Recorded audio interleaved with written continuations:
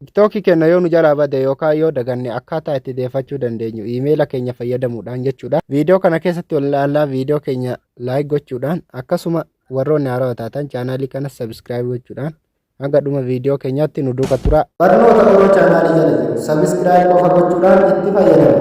Hordoftoota keenya jalqaba TikTok keessan jala ni galtu. Erga TikTok keessan jala galtanii iimeela keessan kan duraanii TikTok keessan ittiin banachaa turtan beekuun dirqama jechuudha.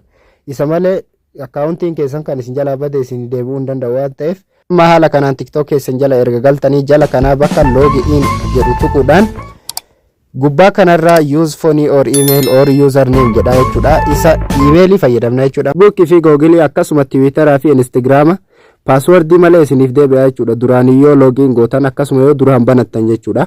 Wala fayyadamnee akkaawuntiin walaa badde kana deeffachuu barbaanna waan ta'eef iimeela jala ni seena jechuudha. Erga si booda asirraa foonii irra jira waan ta'eef email or username bakka jedhu kana tuquudhaan haala kanaan isinii dhufaa asitti amma iimeela keessan galchitu jechuudha. Hordoftoota keenya iimeela yookaan maqaa galchitu jechuudha. Maqaa ittiin banaa turtan maqaanis deeffachuu dandeettu waan ta'eef amma asitti maqaa kiyyaan galchaa jechuudha bakka kanatti.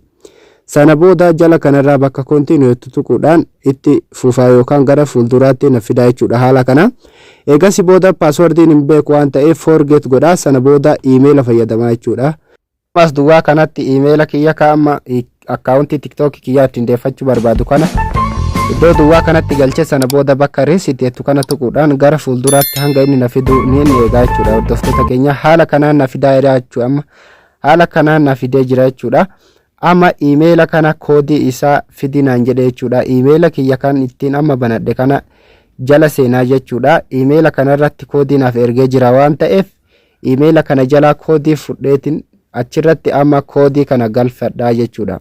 Amma akkaawuntii TikTokii kan iimeela kanaan bane jalatti koodii naaf ergee jira waan ta'eef koodii kana fudheetiin TikTokii kiyyarratti galchaa jechuudha. Haala kanaan galchituu jechuudha koodii keessan. Erga haala kanaan galchitanii ufumaa isaatii bira isin dabarsaa jechuudha. Koodiin amma sirrii miti. Koodii kana irra deebi'ee galchaa jechuudha. Yoo tasa koodiin isin diddide koodii keessan lakkoofsa isaa qabadhaati itti galchitu jechuudha. Sana booda amma koodii kana sirriin galchine waan ta'eef haqeetiin isa bira haala kanaan galchaa jechuudha. Hordoftoota keenya haala kanaan bira na dabarsa. Eegas booda amma passwordii uumedha.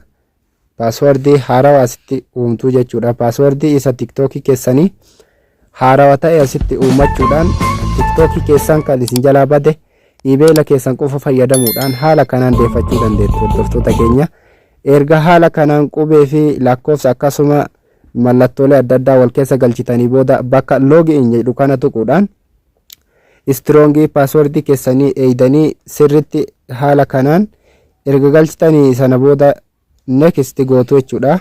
Ufumaa isaatiin TikTokin duraan isin jalaa bade haala kanaan isin deebuu danda'a jechuudha. Hordoftoota keenya haala kanaan itti fayyadamtu jechuudha. TikTokii keessan isin jalaa bade haala kanaan deeffachuu dandeettu jechuudha. Hordoftoota keenya kuno TikTokiin na jalaa bade haala kanaan deeffadheetiin jira jechuudha. Isinis TikTokii isin jalaa bade iimeela qofa fayyadamuudhaan haala kanaan deeffachuu dandeettu jechuudha. Hordoftoota keenya itti fayyadamaa hedduu takka isin fayyada.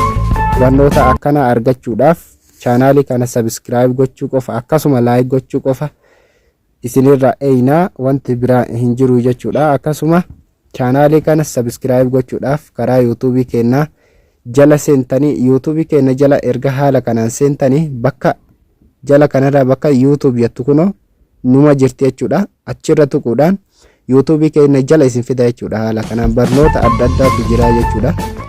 Seeraatii irraa baradhaa barnoota hedduu isin fayyaduudha. Kanuma hanga viidiyoo biraatti walitti deebinutti nagaan tura.